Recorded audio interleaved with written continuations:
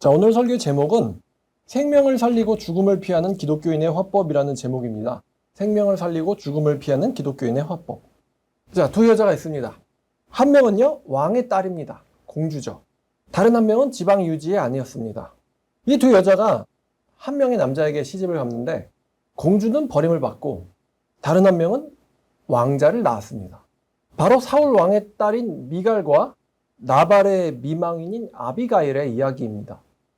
어쩌다가 왕의 딸 공주는 버림을 받고 미망인은 왕자를 낳게 되었을까? 바로 말 때문입니다. 말 때문에. 때는 다윗 왕이 법궤를 되찾았을 때였습니다. 원래 이 법궤는 엘리와 그의 아들들이 홈리와 비느하스죠. 이 사람들이 제사장으로 있었던 실로라는 도시에 이 법궤가 있었는데 블레셋과 전쟁을 하다가 홈리와 비느하스가 죽었습니다. 여러분, 저번에 설교에 제가 아마 하나님을 멸시하면 어떻게 되나 말씀드렸을 거예요. 홈리와 비느하스가 죽었고 그 아빠인 엘리도 죽었습니다. 왜 죽었죠? 셋 다가? 하나님을 어떻게 여겨서? 하나님을 업신이 여겨서, 하나님을 경시 여겨서. 그래서 제가 예배 멸시는 하나님 멸시랑 동등이다. 그 두 아들들이 뭘 했어요? 벨리알이었다 했잖아요. 무가치한 자식들이었다. 불량한 자였다. 그 사람들은 여호와를 알지 못하였다. 이렇게 이제 말씀 인용한 거 기억나시죠? 심지어 제사장임에도 누구를 몰랐어요? 여호와를 알지 못했다. 그러니까 예배 멸시는 하나님 멸시랑 동등이니까 예배 똑바로 잘 드려라 라는 말씀을 드렸었고요. 자, 근데 이 홈리와 비느하스가 죽었을 때 법궤를 뺏겼어요, 블레셋한테. 이 법궤가 블레셋에 보관돼 있었는데 이게 재밌습니다. 이 블레셋 사람들이 법궤를 다곤 신당에 놓는데, 아니 다곤 신당에 있는 신상이 박살이 나는 거예요. 맨날 박살이 나요. 하루는 모가지 떨어져 있고 하루는 양손목 잘려져 있고. 그리고 블레셋에 있는 5도시에 악한 독종이 일어나서 질병, 전염병이죠. 그래서 블레셋 사람들이 하나님에 대한 원성이 사무쳤다라고 합니다. 그래서 블레셋의 고관들이 이게 법궤 때문인지 아니면 자연재해인지 알아보자 하면서 이 법궤를 되돌려 보내자는 거예요. 법궤를 되돌려 보냈는데 어떻게 되돌려 보냈냐면은 소에다가 이 법궤를 실은 다음에, 어떻게 보면 최초의 무인 자동차거든요. 최초의 무인 자동차. 소 2마리가 법궤를 끌고 가는데 막 소 2마리가 딴 데로 쳐박으면은 이건 자연재해고 똑바로 가면은 이건 여호와께서 일으키신 걸로 알자 그랬는데 소가 똑바로 가는 거예요. 그래서 와 하고는 블레셋 사람들이 돌아갔습니다. 자, 근데 이 법궤를 이제 어떤 이스라엘 백성이 맡고 있다가 이거를 되돌려 보내려고 이제 왕한테. 근데 왕한테 되돌려 가는데 그때 법궤를 한번 잡아보겠다고 만졌다 죽은 사람이 유다 지파의 우사였어요. 유다 지파는 법궤 잡으면 안 됩니다. 성물은 만지지 마라. 그들이 죽으리라. 여기는 제사장만 만질 수가 있거든요. 그래서 우사가 죽으니까 다윗이 되게 화가 난 거예요. 왜냐면은 내가 하나님이랑 좀 친한 줄 알았는데 하나님은 그게 아니었던 거예요. 그 하나님은 그분만의 방식과 법칙이 있으셨던 분이었어요. 아, 선 넘으면 안 되는구나. 하나님이랑 내가 아무리 친해도 선을 넘으면 안 되는구나. 자, 그래서 이 법궤가 어떻게 우리 동네에 들어오겠냐 하면서 다윗이 법궤를 밀어냈고 그 법궤가 오베데돔이라고 하는 이방인네 집에 들어갔는데 이방인네 집에서 오히려 석 달 만에 하나님께서 복을 내리셨다는 게 이스라엘 동네 전체에 퍼졌습니다. 소문이. 그러니까 보면 하나님께서는 이방인들한테 참 관대하신 것 같아요. 이방인들한테 참 관대하시다. 왜냐면은 그 사람들은 말씀을 잘 모를 수 있잖아요. 이스라엘 백성들은 말씀을 모르면 돼요, 안 돼요? 안 된단 말이죠. 자, 모르는 자들한테는 좀 관대하신 하나님. 그래서 오베데돔이 복을 받았다. 이방인인데도. 그래서 다윗이 법궤를 맡고 있으면 저주가 있는 줄 알았는데 아니네. 복을 받네. 그래서 다윗이 하나님 말씀을 다시 한번 연구를 해봤고, 야, 이거 법궤를 나르는 데 문제가 있었다. 소로 나르는 게 아니다. 사람이 메어야 된다. 그것도 레위인들이 메어야 된다. 라는 거를 다윗이 발견을 한 거예요. 그래서 제사장들을 시켜가지고 말씀을 조사하게 하고 다시 한번 법궤 이송식을 해가지고 자기의 이제 성으로 들여오고 있었던 때의 이야기입니다, 이게. 자, 사무엘하입니다. 사무엘하 6장 13절부터입니다. 상상만 해도 재밌는데요. 자, 사무엘하 6장 13절부터, 자, 앞절 볼까요? 앞절 12절.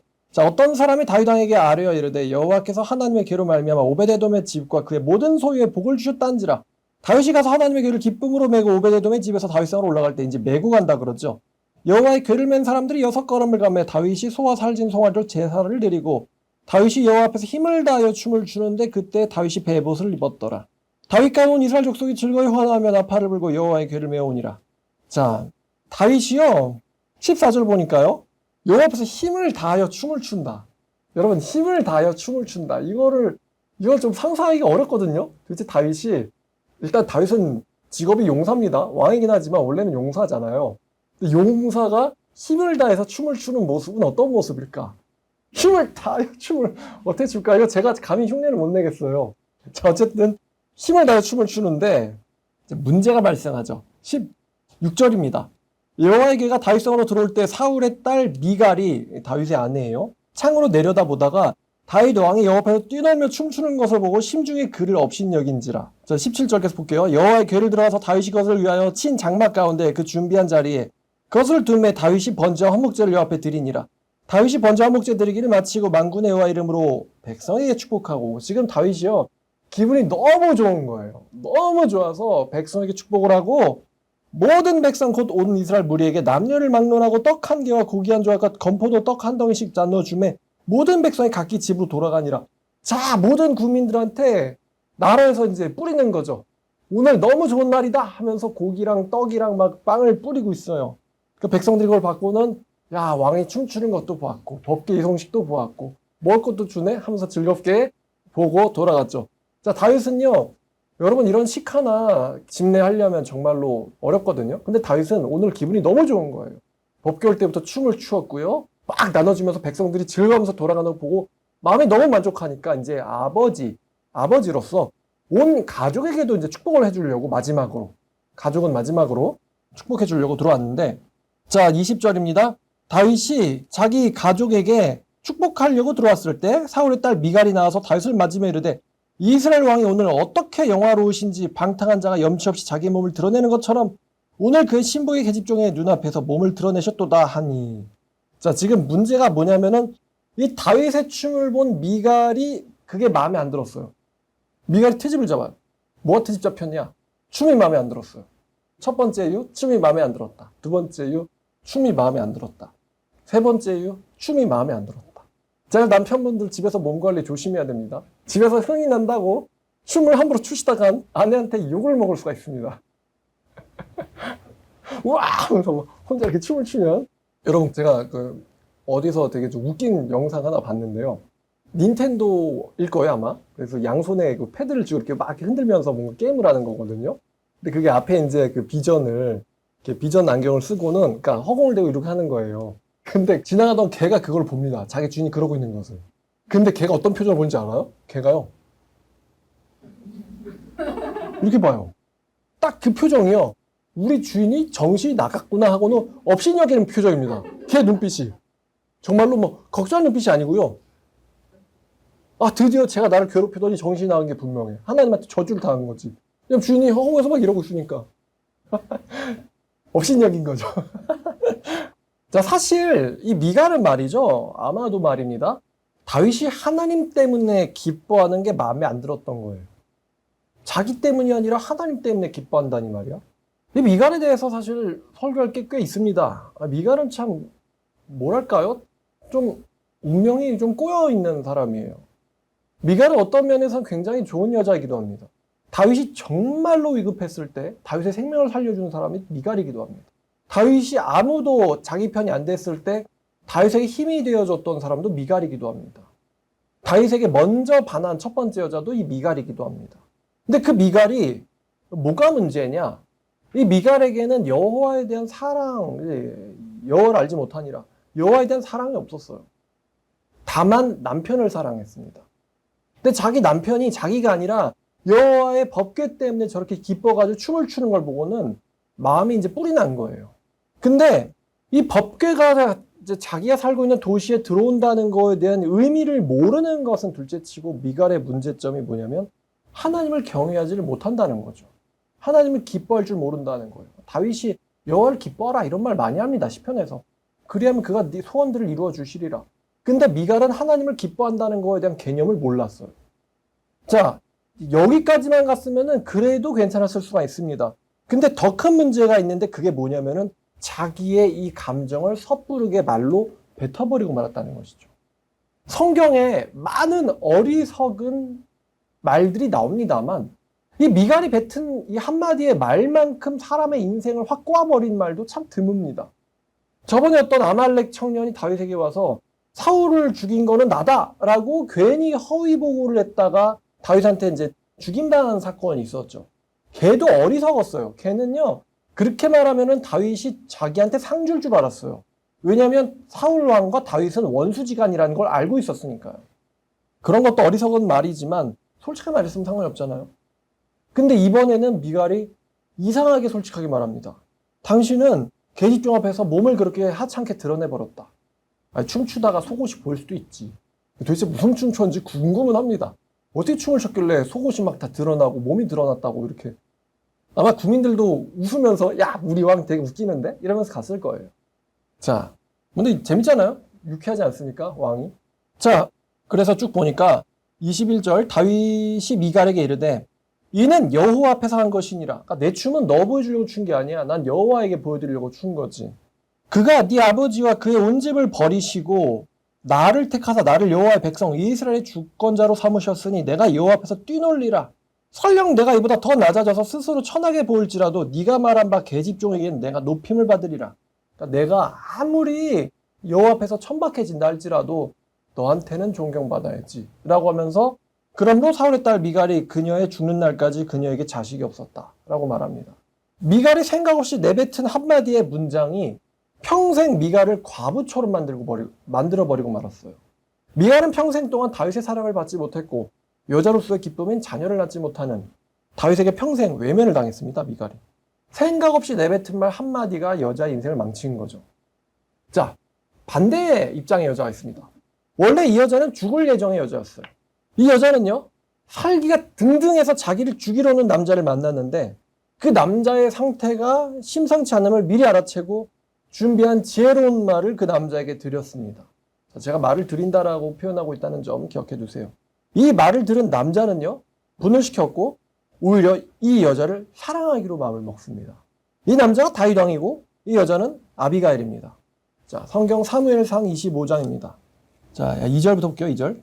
마온에 한 사람이 있는데 그의 생업이 갈멜에 있고 심히 봐요 양이 3,000마리요 염소가 1,000마리이므로 그가 갈멜에서 그의 양털을 깎고 있었더니 그 사람의 이름이 나발이요, 이제 부자라는 소리죠. 그의 아내 이름은 아비가일이라.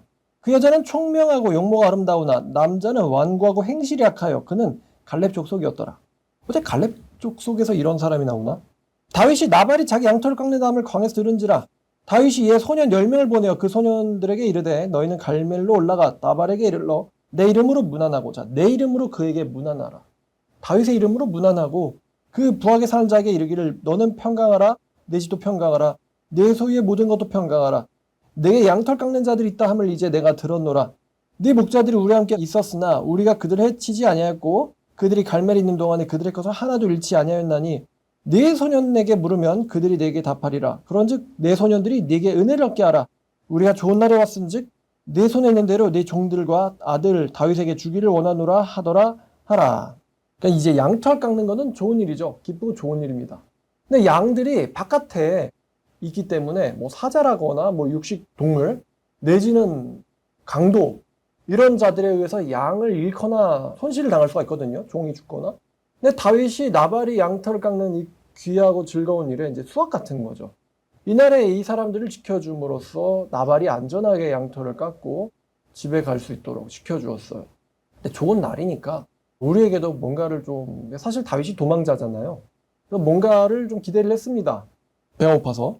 그러니까 우리가 지켜줬으니까 조금만 은혜를 주세요. 이런 이야기죠. 굉장히 정중하게 예를 갖춰서 사람들을 보냈는데, 자, 9절. 다윗의 소년들이 가서 다윗의 이름으로 이 모든 말을 나발에게 말하기를 마침에 나발이 다윗의 사람들에게 대답하여 이르되 다윗은 누구며 이세 아들은 누구냐? 요즘에 각기 주인에게서 억지로 떠나는 종이 많도다. 이게 지금 뭐냐면 나발은요, 다윗과 사울 왕의 이야기를 알고 있습니다. 근데 나발은 이게 지금 정치 이야기예요. 나발이 좌편이냐, 그러니까 좌파냐, 우파냐. 나발은 여기서 왕파였던 거예요. 그러니까 너가 왜 아빠한테 떠나서 도망을 가? 넌 나쁜 놈이지. 이렇게 나발은 이야기하고 있는 거예요. 사실 그 다윗이 떠나게 된 속사정도 제대로 모르면서 내가 어찌 내 떡과 내 물과 내 양털 깎는 자를 위하여 잡은 고기를 가져다가 어디서 왔는지도 알지 못하는 자들을 위해서 주겠느냐 한지라. 그러니까 이 근본도 없는 자야. 이렇게 욕을 한 거죠, 사실은. 자, 이게 문제가 된 발단도 말입니다. 나발이 뭐를 함부로 뱉었기 때문이에요? 이게 말 함부로 뱉었기 때문입니다. 사실 뭐 조금이라도 대충 예를 갖춰서 줬어도 다윗이 이런 마음은 안 먹었을 거예요. 근데 주기는커녕 다윗을 모욕을 해가지고 이 종들한테 보내버렸죠, 그 말을. 자기가 뱉은 말 때문에 이렇게 된 거예요, 나발도. 이에 다윗의 소년들이 돌아서 자기 길로 행하여 돌아와 이 모든 말을 그에게 전하매 다윗이 자기 사람들에게 이르되 너희는 각기 칼을 차라 하니 각기 칼을 차매 다윗도 자기 칼을 차고 400명가량은 데리고 올라가고 200명은 소유물 곁에 있게 하니라. 아마 여기 다윗의 그 37용사들이 있었을 겁니다.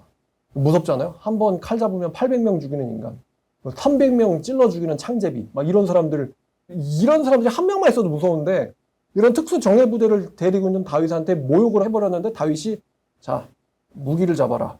이 말이 무슨 뜻인지는 다 알겠죠? 이제 부하들이 이제 자기들끼리 얘기했겠죠. 아하, 초상 났구만. 이러고 이제 무기를 잡고는 다윗의 그 정예부대가 보니까 200명 빼고는 400명을 데리고 갑니다. 그러니까 전멸시킬 생각인 거예요, 사실은. 근데 하인 중에 하나가 이제 이 한이 총명한 것 같아요. 나발의 아내 아비가일에게 말하여 이르되 다윗이 우리 주인에게 문안하여 광야에서 전령들을 보냈는데 주인이 그들을 모욕해 보냈습니다. 우리가 들에 있어 그들과 상종할 동안에 그 사람들이 우리를 매우 선대했기 때문에 우리는 다치거나 이런 것이 하나도 없었는데 왜냐하면 우리가 양을 지키는 동안에 그들이 우리와 함께 있어 밤낮 우리에게 담이 되어줬기 때문입니다. 밤새 우리를 지켜주었다. 다윗의 사람들이. 이제 그런즉 당신이 어떻게 할지를 알아 생각하실지니 이는 다윗이 우리 주인과 주인의 온 집을 해하기로 결정하였음이나이다. 주인은 불량한 사람이라 더불어 말할 수 없나이다 하는지라. 여기서 이제 불량한 사람이다라가 벨리알의 자녀들이라고 제가 이거 설명드렸잖아요. 벨리알 그러면은 worthlessness. 가치가 없는. 얘는 하나님 앞에서 가치 없는 사람들이다. 그 사람들은 여호와를 알지 못하더라. 이게 무슨 말이냐면 당신의 주인과는 말할 가치가 없었습니다. 그 사람은 우리의 말을 도무지 듣지 못합니다. 이런 이야기죠. 자, 그래서 아비가일이 급하게 일어나서 떡 200덩이와 포도주 2가죽부대와 잡아서 요리한 양 5마리와 볶음곡식 5세아와 건포도 백송이와 무화과 뭉치 200개를 가져다 나귀들에게 싣고 소년들에게 이르되 나를 앞서가라. 나는 너희의 뒤에 가리라고 그의 남편 나발에게는 말하지 아니하니라. 이제 자기 아내로서 쓸 수 있는 권한을 쓴 거죠. 급하게 요리를 준비해가지고 먼저 들려보낸 다음에 아비가일이 그 다음에 따라갑니다. 이거 약간 야곱의 전술 같거든요. 먹을 걸 먼저 보내고 자기는 뒤에 간다. 자, 아비가일이 나귀를 타고 산 호젓한 곳을 따라 내려가더니 다윗과 그의 사람들이 자기에게로 마주 내려오는 것을 만나니라. 자, 다윗이 이미 뭐라고 말했었냐면은 다윗이 이미 말하기를 내가 이자의 소유물을 광야에 지켜 그 모든 것이 하나도 손실 없게 한 것이 진실로 살아. 그가 악으로 나의 선을 갚았도다. 내가 그에게 속한 모든 남자 가운데 한 사람이라도 아침까지 남겨두면 하나님은 다윗에게 벌 내리시고 또 내리시기를 원하노라 하였더라. 다윗이 하나님과 자기 부하들 앞에서 맹세를 했어요. 아무도 안 살려주겠다. 만약에 내가 살려준 일이 있으면은 하나님이 나에게 천벌 내리시기를 원한다라고 부하들 앞에서 말을 뱉어버렸습니다. 다윗이. 자, 그러니까 이제 자기 의지를 꺾을 수 없다 이거예요. 다윗은. 난 이미 살인하기로 결정을 했다는 거죠. 근데 아비가일이 자 23절 아비가일이 다윗을 보고 급히 나귀에서 내려 다윗 왕에 엎드려 그녀의 얼굴을 땅에 대니라. 아비가일은요 다윗을 보자마자 땅에 엎드려서 머리를 대었습니다. 근데 여러분 잘 생각해봐요.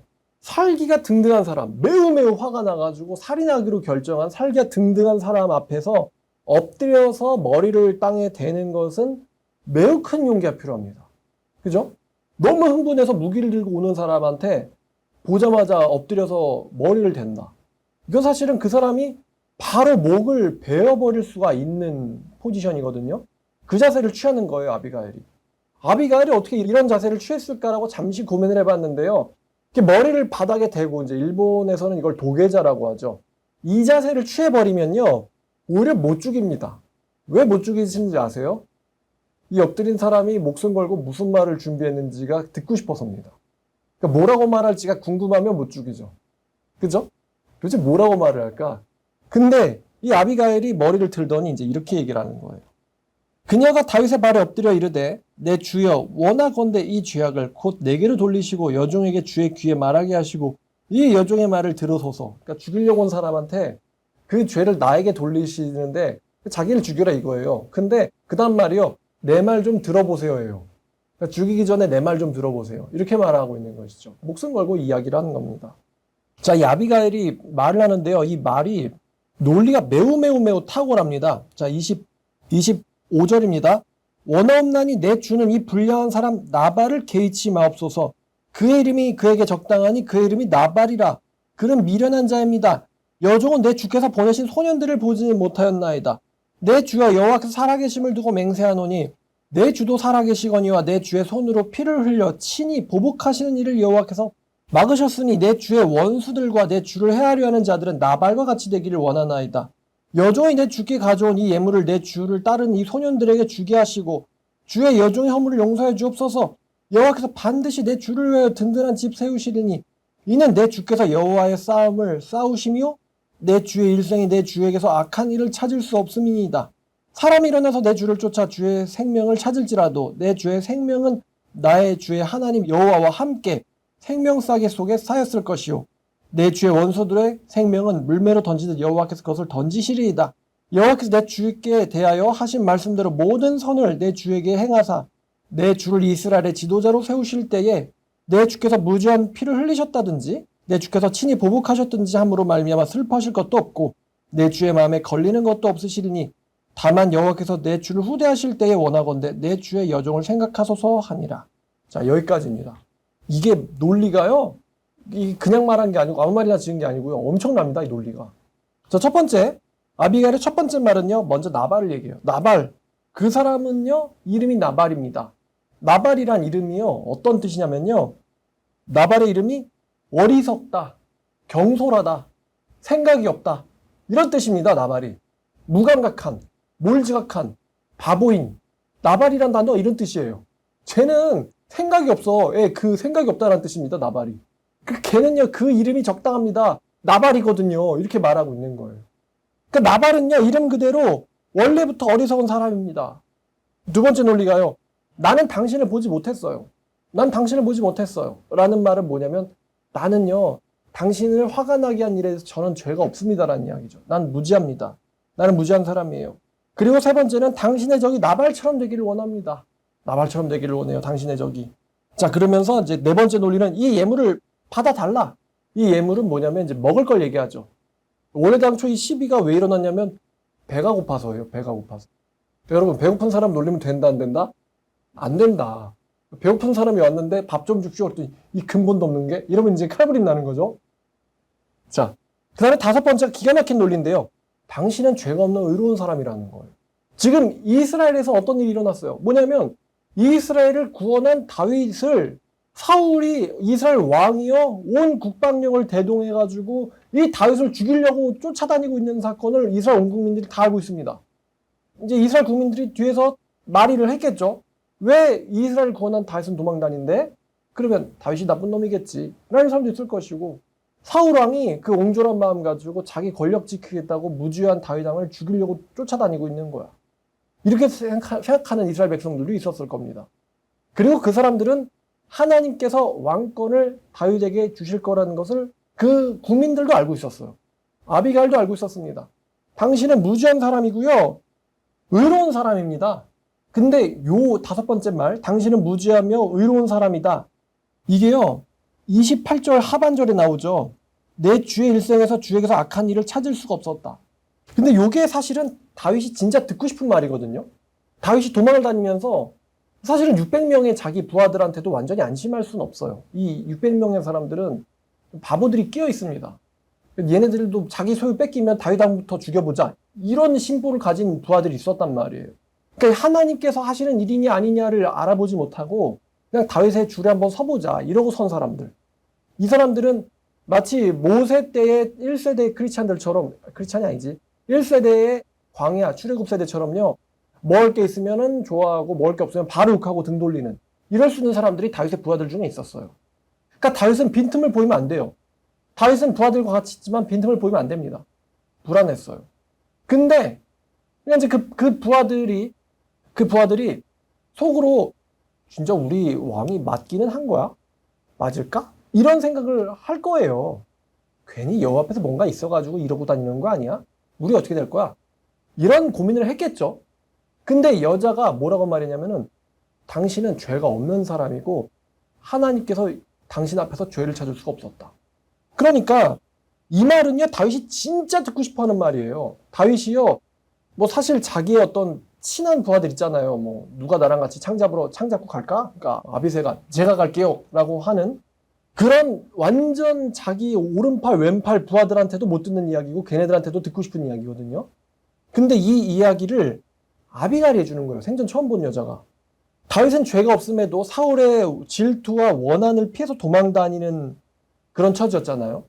근데 다윗에게 죄가 없고 당신은 의로운 사람이라는 것을 알아주는 것을 다윗은 분명 좋아했을 거예요. 당신은 의로운 사람이고 죄가 없고 하나님의 역사에 의해서 당신을 도망 다니는 일을 하고 있는 것이다. 미갈이 당신은 죄가 없고요. 하나님 앞에서 깨끗한 사람이에요. 라는 이 말을 다윗에게 5번째로 합니다. 6번째 논리가 이거예요. 당신은 왕이 될 겁니다. 그러니까 다윗, 당신은 지금 연단 중이고 고난 중이지만 이 고난이 끝나면 하나님께서는 당신을 이스라엘의 왕으로 세우실 겁니다라고 하는 하나님의 뜻과 계획을 이 아비가일은 알고 있었어요. 다윗이야 뭐 사무엘 선지자가 와가지고 기름을 미리 부었잖아요. 이 사람한테. 너 미래 왕이다 이러면서. 제가 왕이라고요? 너 미래 왕이야. 그리고 다윗이 왕이 되기 위한 역사적 시나리오를 하나님께서 맞춰 계시는 거거든요. 골리앗이 나왔다가 사울이 쫓아다녔다가. 그러니까 다윗도 아마 궁금할 거예요. 내가 어떻게 왕이 되는지 하나님의 역사를 지켜보자. 근데 아비가일도 그걸 알고 있었던 거죠. 당신은 왕이 되실 겁니다. 이런 말이죠 또. 나는 하나님께서 당신에 대하여 세우신 계획을 알고 있는 사람이에요. 자, 마지막에 이제 7번째 논리인데, 당신이 나를 죽인다면 훗날 당신이 왕이 됐을 때 마음에 걸리는 일이 될 겁니다. 왜냐면 나는 이 일이 왜 일어난지 모른다라고 이야기했으니 전 몰랐어요. 모르는 사람을 같이 죽이는 거는 문제죠. 이거는 죄가 없는 사람 죽인 거니까. 31절 당신이 왕이 될 때 주께서 무죄한 자의 피를 흘렸다든지, 이게 이제 자기를 말하는 거죠. 주께서 친히 보복하셨다든지 함으로 말미암아 슬퍼하실 일이 생기면 안 됩니다. 당신의 왕의 미래로서 걸리는 일이 생겨서는 안 됩니다. 자, 이렇게 말을 하니까 사실 아비가일이 핀 논리가 이게 역지사지라는 한자성어가 적합할 것 같은데요. 처지를 바꿔서 생각한다는 뜻이죠. 지금 다윗 자신이 당하고 있는 일은 억울한 일입니다. 이스라엘을 구원했을 뿐인데 왜 국가 반역죄인처럼 취급당해서 도망을 다녀야 됩니까? 당신은 억울한 일을 당하고 있습니다. 근데 그 억울한 일이 당신의 손에 의해서 나에게도 당하지 않게 해주세요. 이런 말이에요. 당신이 당하고 있는 일을 저에도 당하게 하실 겁니까? 당신이 저를 죽인다면 전 억울하다고 이야기할 거예요. 당신은 사울처럼 돼서는 안 됩니다. 당신이 왕이 됐을 때 무죄한 자를 죽여서 사울의 길을 가서는 안 됩니다.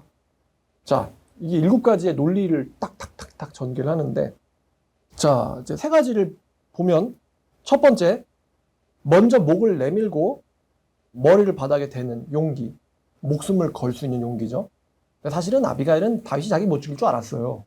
아까 말씀드렸잖아요. 궁금하면 못 죽인다고. 그죠? 자, 2번째, 상대가 원하는 걸 바로 알아보는 안목. 그리고 배고픔을 해결하기 위한 양식. 배고파서 올라가고 있는데 갑자기 막 음식물들이 막 내려와요. 이게 뭐하냐? 그러더니 딱 한 명의 여자가 서 있는 거죠. 그리고 3번째, 이 아비가일에 대해 성경이 뭐라고 말하냐면은, 자, 25장 3절에 보니까 아비가일은 총명하고 용모가 아름다웠다라고 표현하죠. 총명하고 용모가 아름다웠다. 3번째는 아름다운 미모와 더해진 지혜롭고 유순한 말입니다. 아름다운 미모와 더해진 지혜롭고 유순한 말. 이걸 가지고 이제 금상첨화라고 할 수 있겠죠. 은쟁반에 옥구슬이 굴른다 라고 할 수 있겠죠. 이 아비가일의 대답은 챗 GPT에게 물어봐도 나올 수가 없는 완벽한 대답이었습니다. 아마 성경 속에 등장하는 여자가 한 말 중에 가장 훌륭한 완벽한 말일 겁니다. 꽤 기니까 이제 연설이라고 할 수도 있을 텐데요. 이거는 사도 바울의 아테네 설교, 아덴 설교와 동등한 수준 혹은 그 이상의 화법입니다. 이거보다 더 완벽한 아마 화법은 없을걸요? 이것만 연구해도 이것만 연구도 말입니다. 협상의 달인이 될 수 있을 것 같아요. 아비가일의 논리. 자, 7가지 이제 이 사람의 논리가 뭔지, 이 여자의 논리가 뭔지 따따따따 이렇게 드렸는데, 이 아비가일의 대답이 얼마나 지혜로운지 다윗과 지은 부하들이 살기가 있는 상태로 야, 칼 왜 차라고 했대? 몰라. 이렇지 않잖아요. 다들 지금 400명이 화가 났거든요. 전부 이제 칼만 뽑아서 죽이기만 하면 되죠. 살기와 살의가 차 있는 상태인데, 그리고 심지어 다윗은 하나님과 부하들 앞에서 맹세를 했어요. 걔네들 집안 사람 중에서 살아있으면 차를 신이 나한테 벌을 내리시지 그래? 이런 식으로 지금 맹세를 하고 올라가고 있는데, 이 아비가일의 대답을 듣고는 다윗이 부하들과 하나님 앞에서 맹세를 한 것을 거둘 정도였습니다. 사실 22절에 다윗이 한 맹세를 보면 나발 집에 있는 사람들 중에서 이 일을 전혀 모르고 있는 사람이 있을 수 있다거나 이 정도의 화해의 화법을 할 줄 아는 지혜로운 여자가 있을 수 있다거나라는 것을 예상을 못하고 하나님 앞에서 부하들 앞에서 사실 말을 경솔히 뱉은 거죠. 이 사무엘상 25장은요.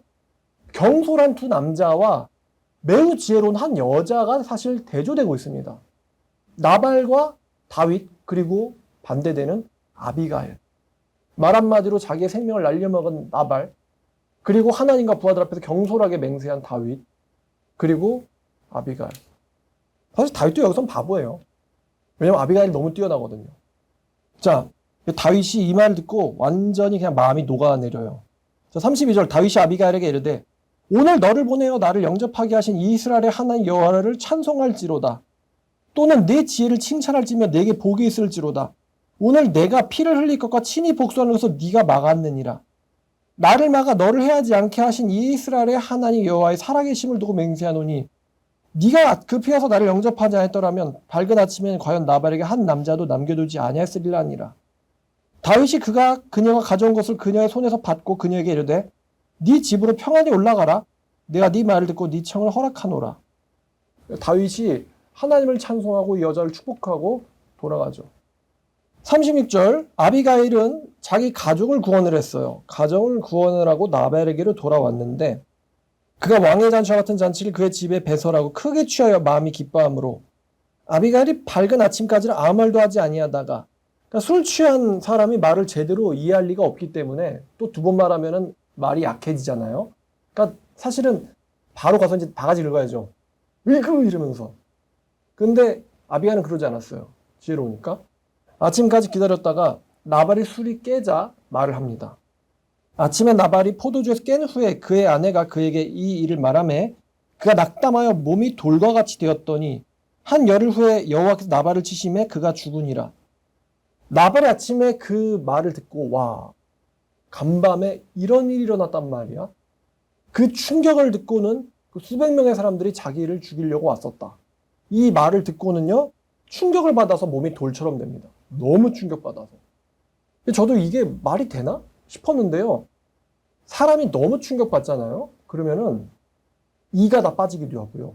멀쩡히 뼈에 붙어있는 이가 왜 빠져요? 너무 충격받으면 이가 다 빠집니다. 사람이. 아니면은 신장이 죽기도 합니다. 신장이 죽어가지고 멀쩡한 사람이 갑자기 신장 투석을 해야 돼요. 충격받아가지고. 심지어 뭐 유산을 할 수도 있고요. 심지어 질병에 걸리거나 심지어는 죽기도 합니다. 충격을 받으면. 지독히 충격받으면 사람이 죽을 수가 있어요. 성경은 여호와가 치셔서 그가 열흘 뒤에 죽었다고 합니다. 자, 39절 나발이 죽었다함을 다윗이 듣고 이르되 나발에게 당한 나의 모욕을 주님이 갚아주사 종으로 악한 일을 하지 않게 하신 여호와를 찬송할지로다. 여호와께서 나발의 악행을 그의 머리에 돌리셨도다 하니라. 다윗이 아비가일을 자기 아내로 삼으려고 사람을 보내어 그녀에게 말하게 하매 다윗의 전령들이 갈멜에 가서 아비가일에게 이르러 그에게 말하여 이르되 다윗이 당신을 아내로 삼고자 하여 우리를 당신께 보내더이다 하니 아비가일이 일어나 몸을 굽혀 얼굴을 땅에 대고 이르되 내 주의 여종은 내 주의 전령들의 발 씻길 종입니다 하고 아비가일이 급히 일어나 나귀를 타고 그녀의 뒤를 따르는 처녀 5과 함께 다윗의 전령들을 따라가서 다윗의 아내가 되니라. 자, 이 스토리는 나발이 죽은 것으로 끝나지 않고 다윗이 아비가일을 아내로 삼았다라는 이야기로 끝납니다. 사실 말이죠. 이 아비가일의 대답을 들었을 때 다윗은 하나님을 찬양할 뿐만 아니라 또 분노가 식어진 것뿐만 아니라요. 사실은 아비가일한테 반했습니다. 반했어요. 이 말을 듣고는. 듣고 이렇게 생각한 거죠. 내가 살아생전에 이렇게 지혜로운 대답은 들어본 적이 없다. 사실 주변에 있는 사람들 다 멍청이들이거든요. 다윗은. 자기도 바보고. 자기 형들 바보죠. 형들 바보잖아요. 아빠 바보지. 그다음에 사울왕도 바보지. 사울왕의 부하들도 바보거든요. 그다음에 골리앗도 바보지. 다 바보예요, 다. 그나마 요나단은 똑똑하죠.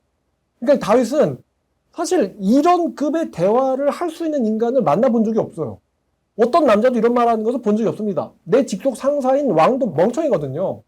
사무엘도 우리가 보기에 훌륭하지, 괜히 다른 첫째 형 보고 야, 얘 진짜 왕이다 막. 사무엘도 사실 분별력, 그 사람도 그러니까 이런 말을 들어본 적이 없어요. 다윗은 단박에 자기의 가치를 알아보고는 자기의 화를 확 한 번에 녹여버린 이런 화술을 다윗은 처음 들어본 거예요. 아마 분명히 이렇게 생각했을 겁니다. 이 여자 아내로 삼고 싶다.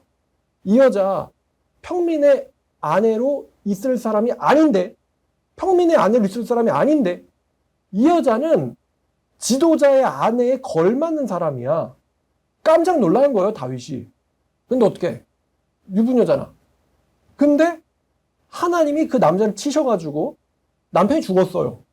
그러니까 이 여자를 데려다가 아내로 삼아도 문제가 없게 된 거죠.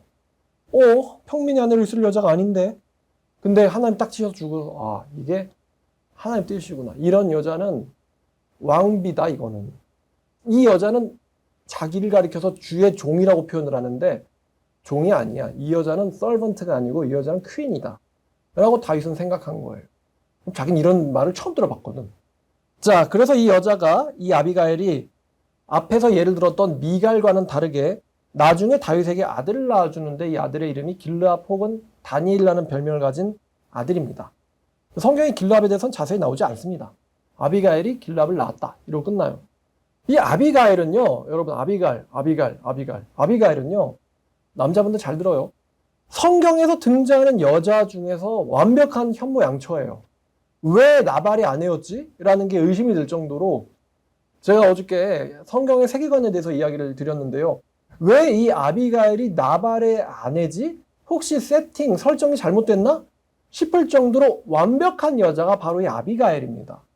여자분들, 아내가 될 사람들은 아비가일의 성격과 화법을 염두를 해두시고 이 여자가 다윗한테 급하게 뭘 했는지, 나발한테는 기다렸다가 어떻게 했는지 잘 기억해 두세요. 아내분들과 여자분들. 남자분들은 한번 또 고민해 보시고 말입니다.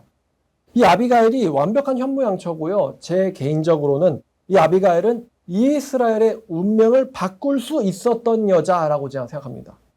이스라엘의 운명을 바꿀 수 있었던 여자. 근데 못 바꾼 이유는 이 여자 때문이 아니고요. 이 아비가일의 이제 두 번째 남편이 누굽니까?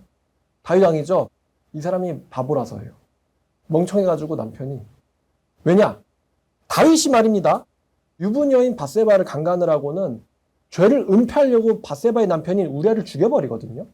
그래가지고 졸지에 이 우리아의 아내인 밧세바를 과부로 만들어버리죠. 자기가 삼아버리려고 이 악한 계획을 세우는데 남편을 죽게 한 거에 대해서 미안해가지고 다윗이 밧세바의 아들 솔로몬한테 왕위를 잇게 합니다. 사실 솔로몬은 첫 번째 왕위 계승자는 아니에요. 근데 다윗이 이 솔로몬의 엄마의 이제 첫째 남편한테 한 일에 대해서 엄마한테 미안해가지고 이 아들한테 왕위를 주거든요. 근데 이 솔로몬이 어리석게도 하나님과 다윗 왕의 경고를 무시하고 이방 여자를 사랑해가지고 나라를 두 동강 내고 이스라엘 멸망의 원인, 단초를 제공한 사람이 이 솔로몬이거든요. 사실 성경 쭉 보면 전 밧세바가 그렇게 똑똑한지 모르겠어요. 밧세바가 두 가지 하죠. 첫 번째 강간당했다. 두 번째 왕위를 아들한테 달라고 요구했다는 거예요. 더 적합한 아들이 있을 수도 있는데 그럼 그거를 정하는 건 누구 맘이에요? 남편인 왕의 맘이거든요. 근데 그거를 무시하고는 왕위를 주어서 내 아들한테 줘라. 왜냐면 네가 나를 강제로 취했잖아. 그래서 왕이 된 사람이 솔로몬인데 이 솔로몬이 나라 두 동강 내는데 아주 강하게 일조한 사람이란 말이죠. 다윗의 첫째 아들이 암논이라는 사람인데 발음 잘해야 돼요. 암논 아닙니다. 암논입니다. 두 번째 아들이 이 아비가일이 낳아준 길르압이라고 불리는 사람이거든요. 근데 다윗이 만약에 밧세바를 강간하지 않았더라도 암논은 아시죠? 설명 굳이 드릴 필요 없죠? 암논도 멍청한 사람이거든요. 멍청하고 되게 뭐라고 해야 되나? 그래가지고 이 암논이 자기의 이제 새엄마의 여동생, 이제 새엄마의 딸, 그 근친상간을 해버리죠, 이 암논이. 그래가지고 셋째 오빠가 너무 화가 나가지고 암논을 죽여버리거든요. 참 이게 재밌어요. 이런 생각을 하는 게 뭐냐면 압살롬이 암논을 죽인 사건이랑 이 다윗의 아내인 아비가일이 길압을 낳아준 사건은 분명 독립된 사건입니다. 암논 얘는 원래 멍청해요. 다윗이 밧세바를 범하고 나서부터 아들이 멍청해진 게 아니고 원래 멍청한 애거든요. 그러니까 다윗이 밧세바를 범하지 않았어도 아마 암논은 멍청해서 뭔가를 저질렀을 거예요. 그래서 스스로 폐위를 시켰겠죠. 나 왕세자 안 할래 이러면서. 그러면 첫 번째 왕위 계승자가 바보고 멍청이고 스스로 잘려져 나가려면은 얘는 아마 멍청한 짓 하다가 또 죽거나 뭐 그랬겠죠. 제거됐겠죠. 그러면 두 번째 아들이 바로 이 길르압이거든요. 그럼 길르압이 첫 번째 왕위 계승자가 되겠죠. 압살롬은 스스로 뭐 이제 지 동아줄 이러고 자르려 내려간 녀석이고, 그죠? 첫째, 셋째가 바보잖아요. 자, 그러면 암논이 만약에 압살롬한테 암살당하면요, 길르압이 첫 번째 왕위 계승자가 되게 됩니다. 그러면 길르압은 하나님을 경외하는 지혜로운 아비가일의 아들이거든요. 그러니까 분명히 길르압도 지혜로웠을 겁니다. 왜냐하면 아들 성격은 엄마 따라가는 경향이 있어요. 아빠는 전쟁한다고 나가서 바쁘게 사니까 애가 엄마랑만 같이 얘기하잖아요. 그래서 아들은 엄마의 생각을 따라가는데 길르압이 만약에 아빠 다윗의 뒤를 이어서 왕이 되었다면은 이스라엘의 역사는 분명 우리가 알고 있는 역사랑은 완전 다른 전개가 됐었을 겁니다. 라는 게 제 생각이에요. 이 총명하고 지혜로운 아비가일의 아들을 통해서 다윗의 왕권이 이어졌다면은 어떻게 됐을까? 근데 밧세바는 현명한지 어리석은지 우리가 알 길이 없거든요. 다만 남편의 뜻을 무시하고 자기 아들에게 왕위를 달라고 요구한 여자라는 거. 요거 외에는 밧세바에 대해서 별로 알 게 없어요. 우리가 궁금해하는 성경의 어떤 역사적인 분기점들. 만약에 유다가 예수님을 팔지 않았더라면 어떻게 됐었을까? 만약에 하와 그리고 아담이 선악과를 따먹지 않았더라면 어떻게 됐었을까? 만약에 유다의 마지막 왕 시드기야가 예레미야 선지자의 말을 들었더라면 어떻게 됐었을까? 우리가 궁금해하는 어떤 역사의 분기점들 있잖아요. 이 분기점 중에 하나가 바로 다윗이 길르압에게 왕위를 물려주었더라면 어떻게 됐었을까입니다. 근데 아빠가 멍청해가지고 바보여가지고 길르압에게 가야 될 왕권이 솔로몬에게 갔어요. 그러니까 다윗이 만약에 밧세바를 강간하지 않았더라면 성경 역사가 어떻게 됐었을까? 라는 매우 궁금하고 흥미로운 분기점에 서 있던 여자가 바로 이 아비가일이었습니다. 자, 이 아비가일의 아주 유순하고 지혜로운 대답은 성경의 말과 정확하게 일치합니다. 자, 잠언 15장 1절 볼게요. 유순한 대답은 분노를 쉬게 하여도 과격한 말은 노를 격동하느니라. 그냥 미안하다로 끝날 일을 갖다가 살인죄로 만들어버릴 수도 있는 게 바로 말이거든요. 자, 오늘 설교는 여기까지인데요. 제가 그럼 오늘 설교에 대해서 우리가 이제 생각해 볼 점들 있습니다. 지금 요거를 정리해서 드리겠습니다. 자, 여러분들이 말을 하실 때 제가 7가지의 팁을 드릴 것인데요. 자, 첫 번째 말의 팁입니다. 이거 강조한 적 있어요. 절대로 뱉어서는 안 되는 말을 가까운 사람에게 뱉으면 안 됩니다. 아무리 가깝다고 해도, 아무리 친구라고 해도, 아무리 엄마 자식 간이라고 해도, 아무리 부부 간이라고 해도요, 절대로 뱉어서는 안 되는 말을 뱉어서는 안 됩니다. 절대로. 제가 절대로 3번 넣었어요. 모든 말은요, 여러분들이 내뱉는 모든 말은요, 하나님이 듣고 계십니다. 여러분들이 혼자 있을 때는 혼잣말이든, 아니면 누군가와 하는 대화든요, 아니면 심지어 인터넷에 올리는 채팅, 댓글이든요, 하나님이 보셔도 괜찮은 말만 하세요. 모든 말은 하나님이 보고 계십니다. 사람의 관계를 한번 깨지면요, 다시는 붙지 않습니다. 잘 기억해 주세요. 사람의 관계를 한번 깨지면요, 다시는 붙지 않습니다. 여러분 유리컵 깨트리면 붙일 수 있어요? 못 붙입니다. 어떠한 것도 깨지기 전처럼은 돌아가지 않아요. 특히 가까운 사이일수록 조심해야 됩니다. 이런 말은 해도 되겠지? 안 됩니다. 관계를 완전히 금가게 하는 말은요, 설령 걔가 아무리 잘못했어도 뱉지 마세요. 차라리 여러분들이 억울한 게요, 뱉은 다음에 관계를 박살내는 것보다 낫습니다. 요즘에 일론 머스크가 민간인을 우주에 보냈어요. 억만장자래나? 그래서 그 사람이 우주에서 지구를 내려다보면서요, 이렇게 말을 했어요. 내가 땅에 내려가면은 진짜 할 일이 많고 바쁜데 여기서 저기를 보니까 참 아름답고 완벽한 세상이다 라고 말을 했습니다. 우주 전체에서 지구는 아무것도 아니고 또 영겁에 가까운 연구원 시간에서 우리 인생은 아무것도 아니고요. 여러분들이 겪은 그 어떤 일도 사실 용서 못할 일은 없습니다. 용서 못할 일은 없습니다, 여러분. 근데 이것만큼은 난 용서할 수 없어 라고 하면서 정말 가까운 사람에게 말이라는 칼을 찌르지 말라는 거예요. 절대로요. 한번 깨진 관계는 절대로 원래로는 돌아가지 못합니다, 여러분. 이거 인생의 지혜거든요. 절대 못 되돌려요. 엄마라고 해도, 아빠라고 해도, 아내라고 해도, 남편이라고 해도, 자식이라고 해도 마찬가지입니다. 친구라고 해도 마찬가지입니다. 10년, 20년 지기 친구도요. 여러분, 10년, 20년 지기 친구도요. 말 한마디로 끝내버릴 수 있습니다. 30년을 같이 산 친동생도, 친형제도요. 말 한마디로 몇십 년 안 보게 외면시킬 수가 있습니다. 절대로 입 밖으로 내서는 안 되는 말을 내지 마세요. 여러분들의 흥분한 감정은 그걸 정당화시킬 수 없어요. 자, 전도서 5장 2절부터 7절까지 보겠습니다. 자, 5장 2절. 제가 맨날 5장 1절만 얘기했지 5장 2절부터는 얘기한 적이 없죠. 오늘 이야기하겠습니다. 너는 하나님 앞에서 함부로 입을 열지 말며 급한 마음으로 말을 내지 마라. 마치 제가 방금 얘기한 것처럼 우주에 있는 하나님, 하늘에서 내려다보신 하나님, 지구는 아무것도 아닌데 하나님 앞에서 함부로 입을 열지 말며 급한 마음으로 말을 급히 내지 마라. 하나님은 하늘에 계시고 너는 땅에 있음이니라. 그런즉 마땅히 말을 적게 할 것이니라. 걱정이 많으면 꿈이 생기고 말이 많으면 우매한 자의 소리가 나오느니라. 네가 하나님께 서운할거든 갚기를 더디게 하지 말라. 하나님은 우매한 자들을 기뻐하지 아니하시나니 서운한 것을 갚으라. 서운하고 갚지 아니하는 것보다 차라리 서운하지 아니하는 것이 더 나으니. 그러니까 말을 차라리 뱉지 말라는 이야기죠. 내 입으로 네 육체를 범죄하게 하지 말며 입으로 범죄하지 말래요.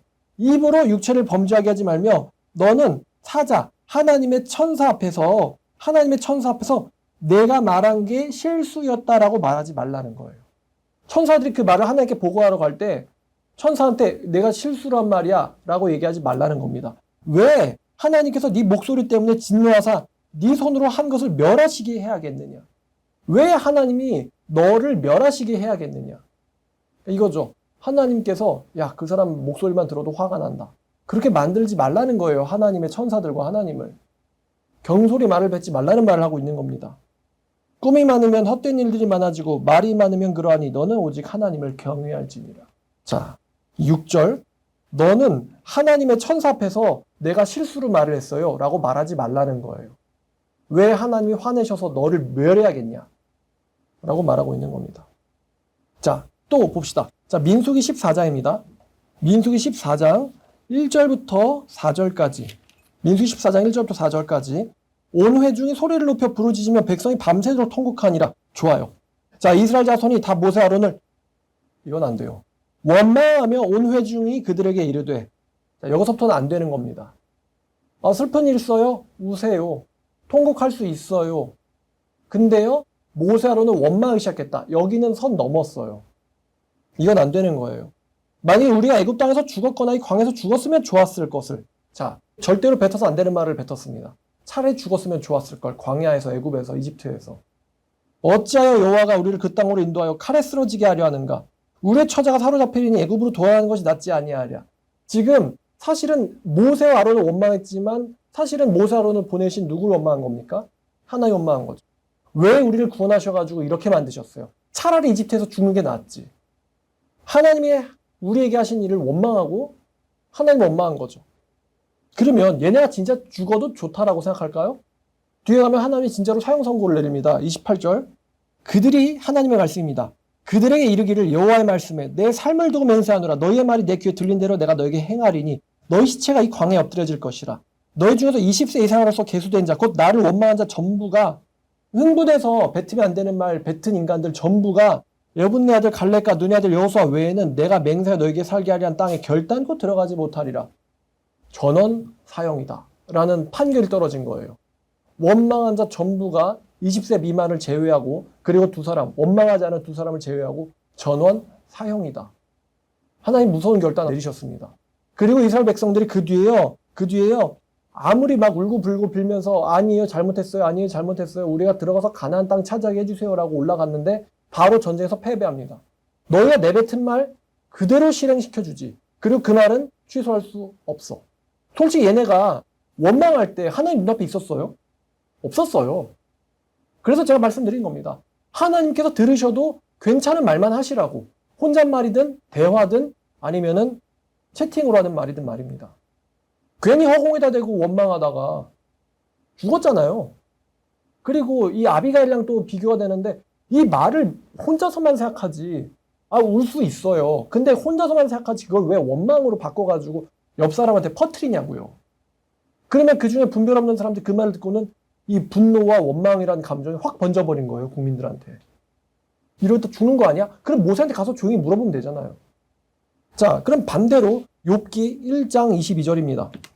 욥기 1장 22절. 이 이스라엘 백성들이 우리 처자가 죽으면 어떡하냐? 근데 얘네가 죽으면 어떡하냐고 걱정한 자식들은 들어갔어요.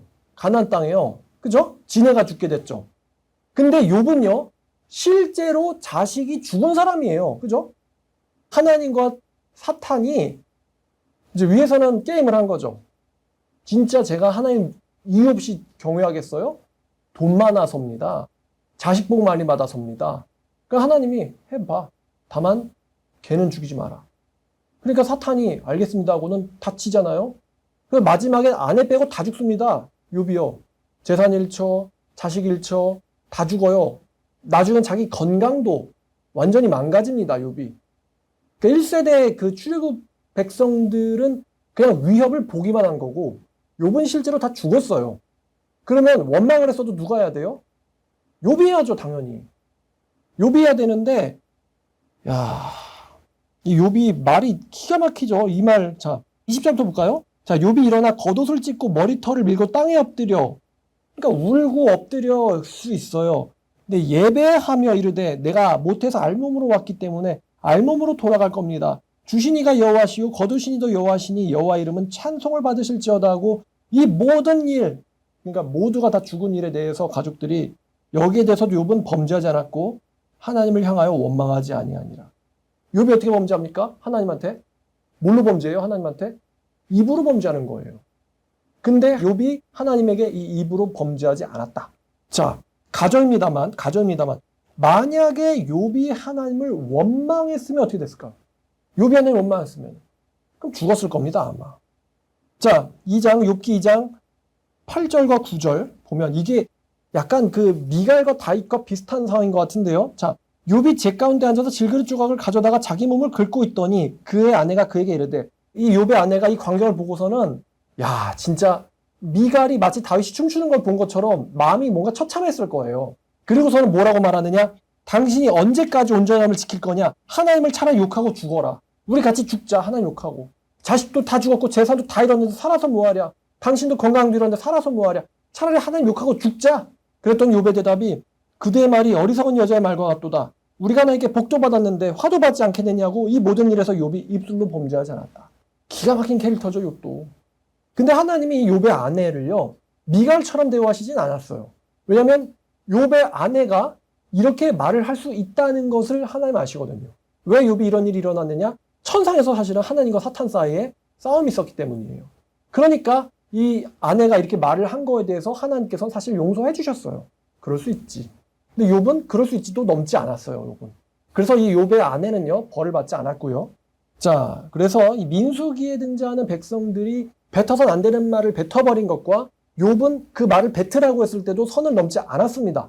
그래, 같이 원망해버리자. 근데 그러지 않았어요, 욥은. 뭐 원망한다 한들 뭐 죽었던 자식들이 돌아오겠어요? 잃었던 재산이 돌아오겠어요? 원망의 감정은 번지고. 제가 예전에 하나님을 한 달 동안 원망한 적 있다고 여러분들에 말씀드렸었죠. 하나님을 한 달 동안 원망해 보시면 뭐가 됩니까? 아무것도 안 되고 그냥 정신병만 걸리겠죠.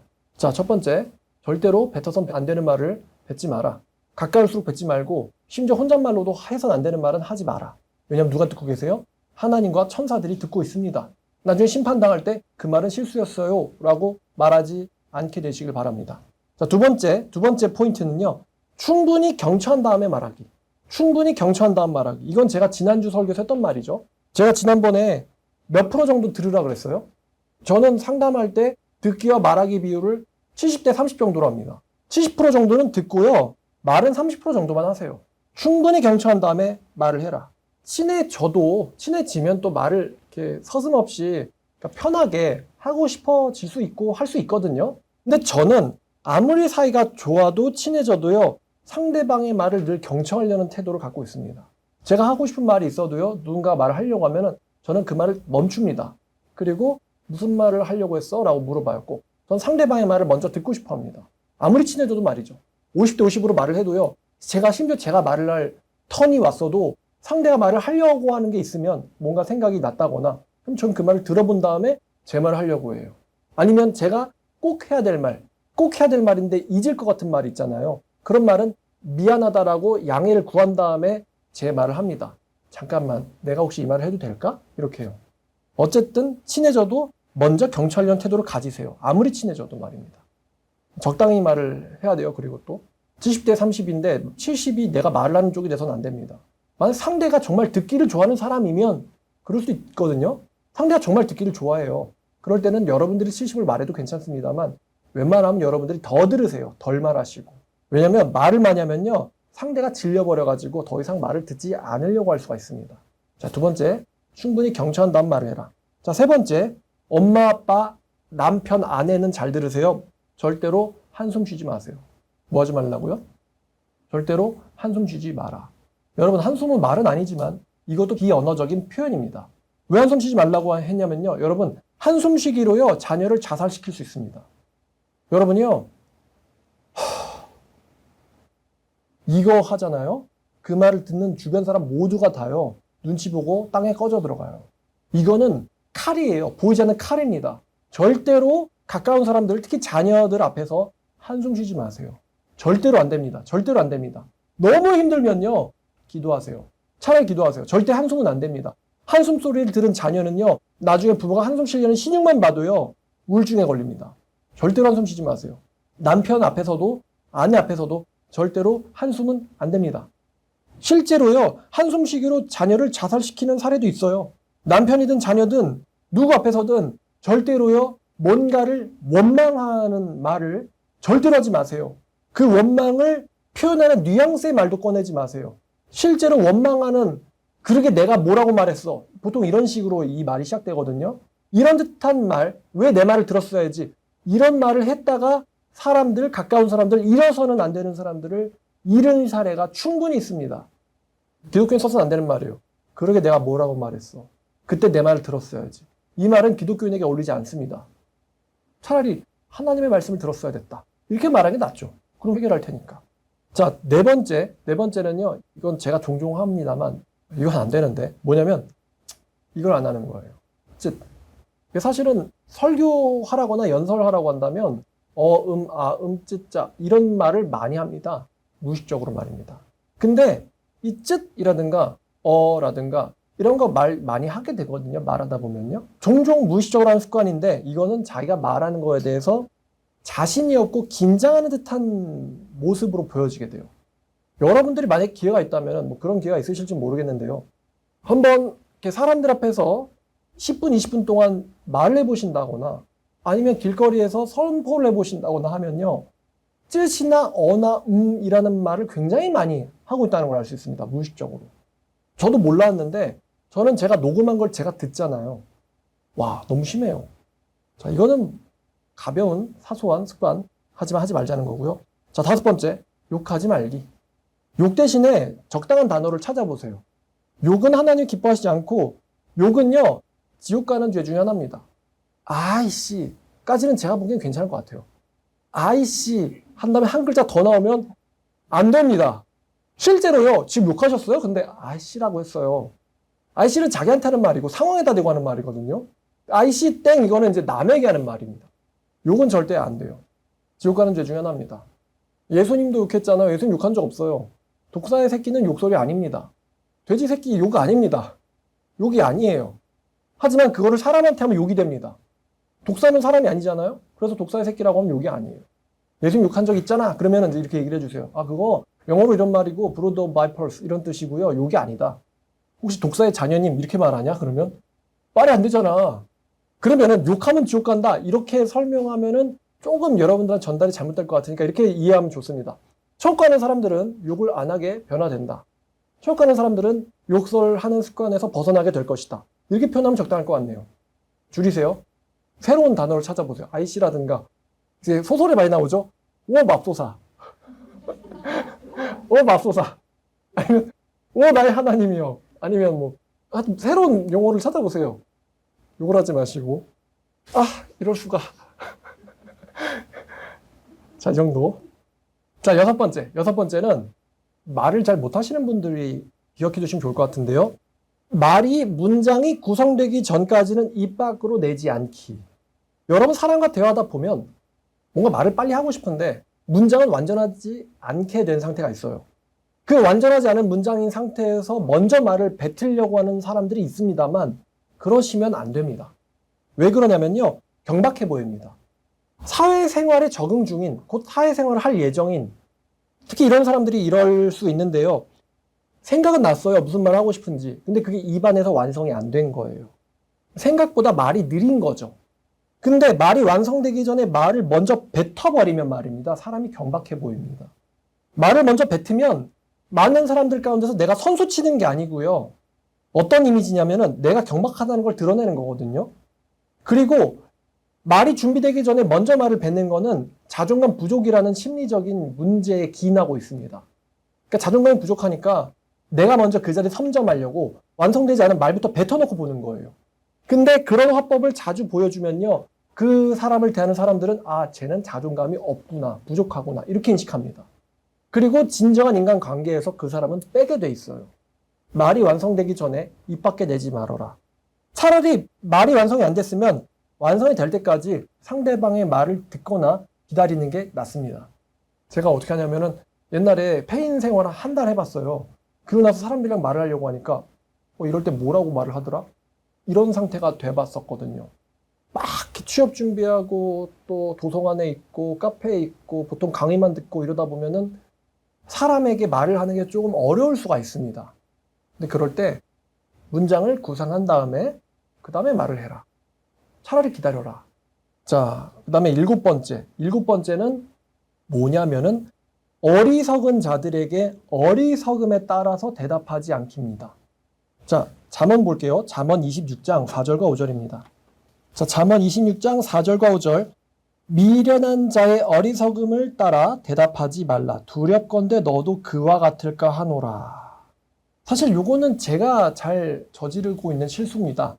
자, 어리석은 사람과 같은 수준으로 놀지 마라 라는 말이에요. 어리석은 사람과 같은 수준에서 논쟁하거나 말하지 마라. 이건 제가 고쳐야 되는 습관인데 제가 유튜브에 있는 댓글을 거의 모든 댓글을 다 봅니다. 근데 달리는 댓글 중에 한 70% 정도는 어리석은 자들의 댓글입니다. 대놓고 말할게요. 어리석은 자들이 댓글 써요. 70% 정도는. 어리석은 말하면 키보드가 부서지는 그런 현상이 있으면 좋겠어요. 어리석은 사람들이 댓글을 다는데 그러면 그 어리석은 댓글에 대해서 제가 댓글을 달면 안 되거든요. 사실 하나님도 어리석은 자들의 말도 안 되는 소리에는 하나님도 반응하지 않으세요. 굳이 그걸 일일이 댓글 다시지 않으십니다. 하나님도. 근데 저는 달아요. 이게 목사로서의 딜레마입니다. 제가 이거를 거의 한 10년, 20년 동안 계속 고민하고 있거든요. 무슨 딜레마냐면은 이 어리석은 자에게 진실을 이야기해 줄 것인가 혹은 침묵해서 멸망하게 놔둘 것인가. 이게 목사가 가지는 딜레마예요. 저는 댓글을 보고 어떤 댓글을 보더라도 흥분해가지고 하지 말아야 될 말을 하진 않습니다. 근데 진실을 이야기해 줄 것인가? 그럼 이 사람이 혹시나 정신 차려 깨달아가지고 뭔가 지혜를 가질까? 라고 하는 선택지와 또 하는 선택지는 그냥 조용히 하고 얘는 어리석음 속에서 놀러가도록 멸망에 놔두자. 그러면 진실을 얘기해 주면은 제가 욕을 먹어요. 목사님 너무하시네요. 가만히 놔두면은 제가 똑똑한 줄 알아요. 이게 제가 볼 때마다 생각하는 딜레마예요. 뭐 박진영 씨 추종자들, 무슨 추종자들, 어떤 사람들을 보더라도 그럼 성경으로 이게 지혜로운 사람, 처세술이 좋은 사람들은 아예 무반응으로 가거든요. 무반응. 근데 그 사람들은 아마 그들이 멸망하는 거에도 별로 관심은 없을 거라는 생각이 들어요. 일곱 번째가 어리석은 자에게 어리석음을 따라서 대답하지 말라는 거죠. 그 중에 첫 번째가 어리석은 사람과 같은 수준으로 말하지 말라는 거였어요. 그리고 두 번째는 뭐냐면은 26장 잠언 5절입니다. 미련한 자에게는 그의 미련함에 따라서 대답하라. 두렵건대 그가 스스로 지혜롭게 여길까 하노라. 요 4절과 5절 보면 뭐야 이거? 미련한 자의 어리석음에 따라서 대답하지 마라. 두렵건대 너도 그와 같을까 하노라. 미련한 자에게 그의 어리석음에 따라 대답하라. 두렵건대 그가 스스로 지혜롭게 여길까 하노라. 뭐지? 이렇게 들 수 있는 말씀이거든요. 근데 이 5절 말씀을 설명드리면은 이 5절 말씀은 어리석은 자에게 고급 정보를 주지 말라는 뜻입니다. 어리석은 자에게 대답할 일이 생기걸랑 고급 정보는 주지 말라는 거예요. 자, 예수님께서 마태복음 7장 6절, 이거는 베드로도 인용하고 예수님도 말씀하셨는데, 거룩한 것을 개에게 주지 말며 너희 진주를 돼지 앞에 던지지 말라. 거룩한 것과 너희의 진주는요, 진리를 말하고 있습니다. 그거를 개와 돼지에게 던지지 말라. 그들이 그것을 발로 밟고 돌이켜서 너희를 찢어 상하게 할까 염려하라. 그러니까 그 어리석은 자들이 이르지 못할 진리의 지식을 경솔히 그들에게 주지 말라는 거예요. 그러면 그들은 그 진리를 짓밟고 너희를 공격할 것이다. 이건 아마 기독교 쪽 댓글을 달 때, 특히 상대가 같은 기독교인일 때 고민을 해야겠죠. 어리석은 자에게 고급 정보를 주지 마라. 줄 필요가 없다. 그냥 그 사람이 이해할 만한 수준에서 적당하게 대꾸해줘라. 진지하게 들어가지 마라. 이런 뜻이에요. 자, 마무리하면서 이제 제가 제 사연 좀 하나 이야기할게요. 여러분, 의사가 말입니다. 그렇게 하시면 죽습니다.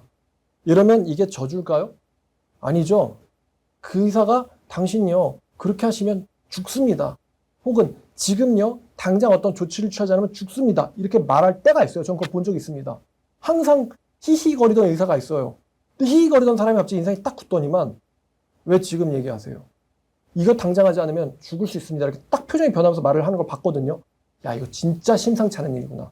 그 말 듣자마자 바로 행동에 옮겼죠. 근데 만약에 그 말 듣고는 왜 저를 저주하세요? 이렇게 화를 내면은 어떻게 될까요? 죽겠죠? 정말로. 자, 그럼 목사가 그렇게 하면 지옥 가실 겁니다. 이게 저주일까요?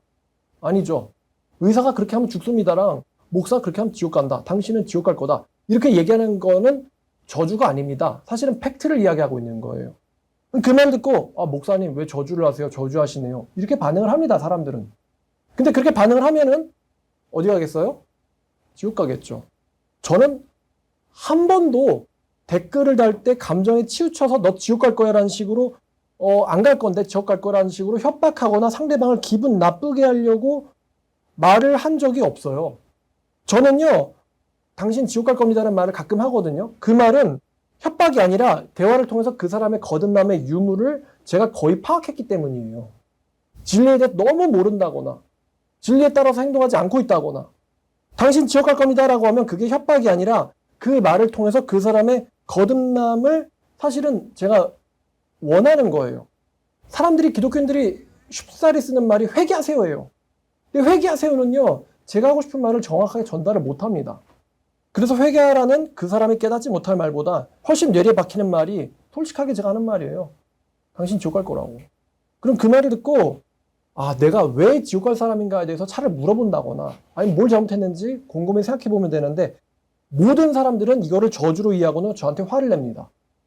비슷한 사례로 여러분, 누가 여기다 불법 주차를 했어요. 근데 여러분들이 이 동네를 잘 알고 있어서 여기에 카메라가 있고 저 사람 여기다 차를 대면은 저 사람 5분 뒤에 단속됩니다 라는 걸 여러분은 알고 있습니다. 근데 가서 여기요, 여기 차를 대시면 과태료 날라오실 거예요. 딱지 대실 거예요 라고 하면요, 그 말 들은 사람들은요, 거의 대다수는요 기분이 나빠합니다. 그럼 저는 괜히 알려줬나? 이런 생각이 들어요. 솔직히 그 사람이 세금 내면 뭐 나라가 좋은 거지. 목사들이 한번 이건 여러분들이 한번 생각해 보세요. 목사들이 무조건적으로 긍정적으로 말하는 게 옳은 걸까요? 마냥 은혜롭게? 목사들이 쉽게 쓰는 말, 뭐 은혜 되게 한다, 은혜 되게 하자, 은혜로웠다, 은혜가 있으실 거다, 은혜가 안 된다, 은혜롭게. 목사들이 은혜란 말 달고 살거든요. 맨날 교회에서 하하호 하하호 호호호. 목사들이 그럽니다. 근데 지옥 가는 사람들이 즐비한데 그 속에서 마냥 웃고 은혜 거리고 있는 게 과연 맞는 걸까? 사실 저는 그것도 비언어적인 표현이라고 생각하거든요. 제가 21살에 자살하려다가 성경을 읽고 거듭나게 됐는데, 전 21살 때까지 단 한 번도 어떤 성직자에게서도 야, 너 거듭나지 못했고 지옥 갈 거야 라는 말을 들어본 적이 없어요. 어느 교회를 가도 다 하하호 은혜 이러죠. 근데 저는 그게 솔직히 말씀드리면 이게 제정신이 아니고 다들 미쳐있는 것 같다는 생각이 들어요. 아니, 병원 내에서 잠재적 암 환자들이 질비한데 의사들이 웃고 다니면서 건강하시죠? 건강하시겠네요. 건강하시겠네요.